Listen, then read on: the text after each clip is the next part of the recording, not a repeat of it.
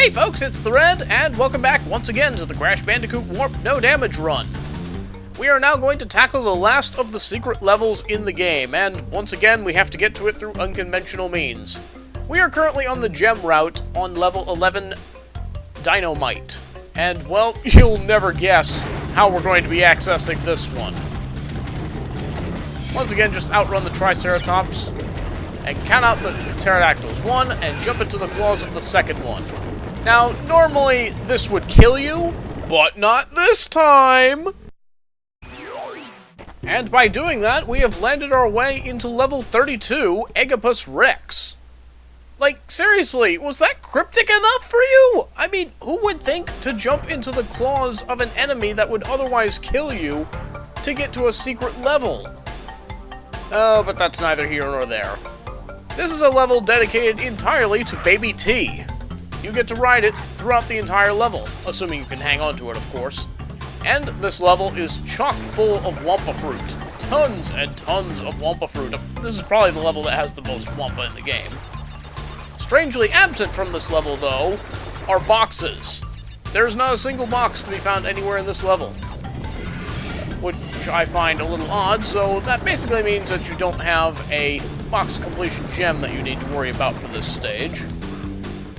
Which I suppose is good. You just need to get a gem at the very end of the level.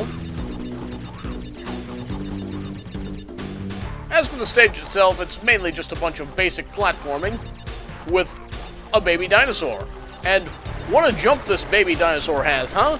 He jumps about as high as Crash doing a high jump followed by a double jump, so it goes pretty high.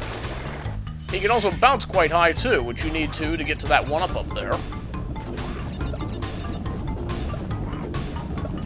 The stage is completable without Baby T, but you do need Crash's double jump and death tornado spin to be able to make most of these platforms here.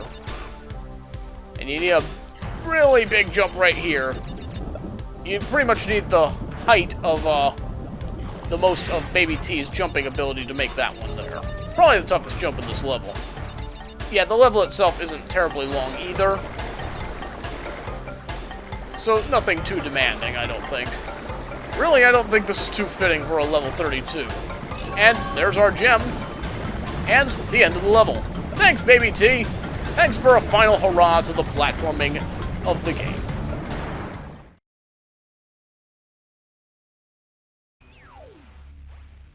And with that, we have now acquired the final gem of the game. That is all 44 gems in the bag. But even though the game didn't specifically call for it, we do also need all of the relics in the game.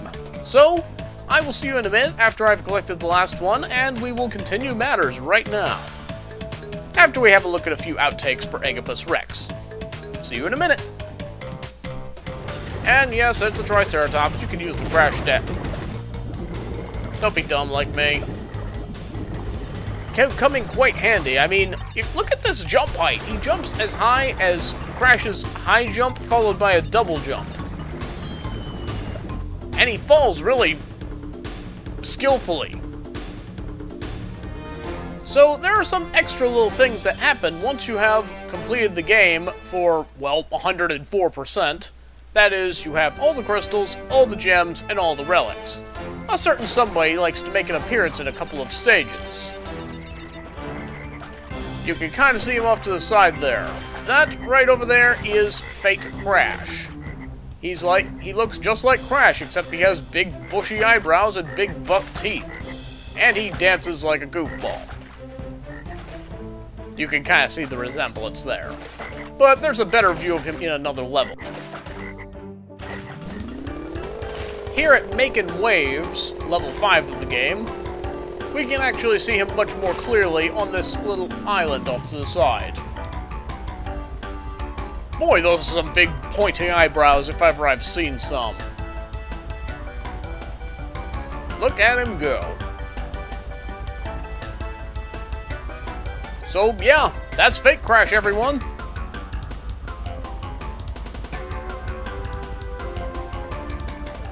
Okay, I have just come back with the last of the relics. And, well, as you can see behind me, all of the buttons have disappeared.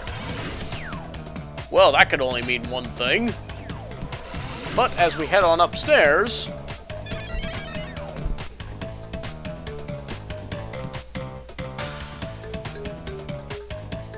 you will soon discover that all of the buttons on all of the warp room areas are all gone. That's because we are leading up to a final showdown, and yeah, the other two are also empty. So we head on over here and we find that the only button left to press is Cortex's boss fight again. It's time now for the final showdown with Cortex and Uka Uka. But the thing is, this is the exact same fight as the last one that we did, so I'm just gonna speed up through this, and soon enough we're going to see the good ending.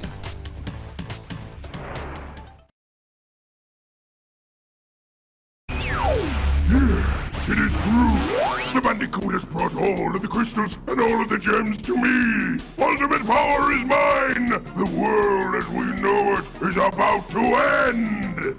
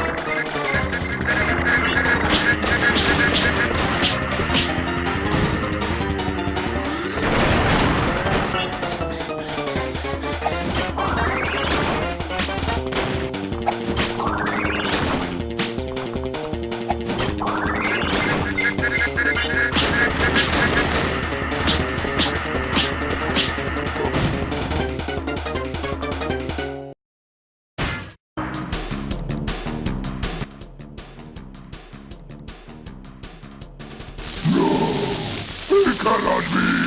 Not a prisoner of time again! Ah!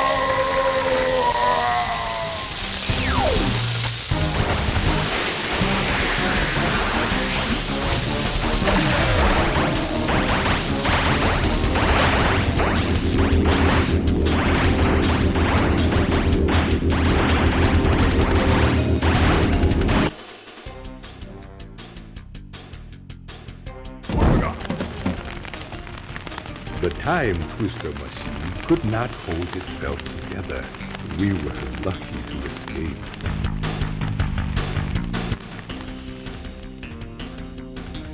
Give me the mask! With it I shall take over the world! Come on!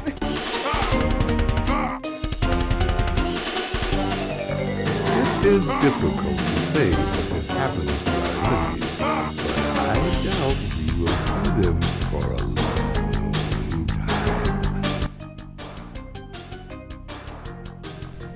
And, well, that is the end of Crash Bandicoot Warped. Yeah, can we really say that the world is still going to be safe with the Time Twister having imploded on itself like that? Plus, that last warp orb grew to quite a size. Who knows how much more of the world it could have sucked up? I don't know. But, yeah, this is actually kind of a funny ending, I think. Very fitting for Crash. I like how they, stretch him out like that. That's pretty cool. But yeah. This was a very good run. I did enjoy no damaging it, although I could have done without most of those flying levels. And yeah, I know it's only gonna get worse from here, but, I'm glad to have this one done, and, this is a nice way to round off the, trilogy, I think. As I understand it, there is a 45th gem in the game, and you collect it by obtaining all of the platinum relics in the game. Yeah, no.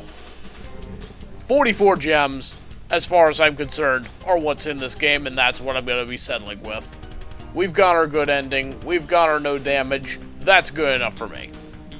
Frankly, I as much as I appreciate the idea of the relic races, it's just not something that really perked my own interest, so I would rather just play the levels as they are and leave it at that.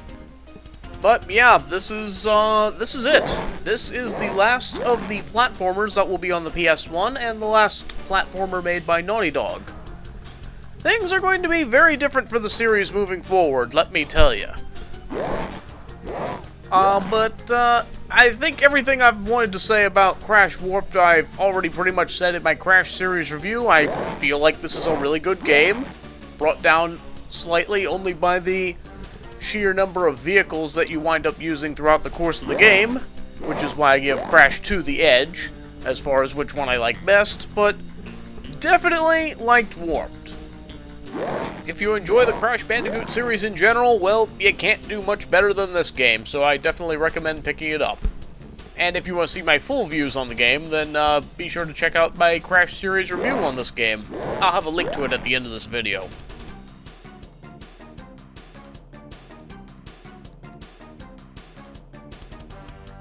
And, yeah, I'm just about out of things to talk about here. We're mainly just seeing the relic times at this point. These are the times that you need to beat if you want to get any of the platinum relics in this game. So yeah, you can imagine that's a pretty tall order. And that's largely why I'm not going after this. But yeah, we're about at the end now, so nothing left to do now but get prepared for the next game. And so we can finally say it. The Crash Bandicoot Warped No Damage run is officially complete. And what a game this was.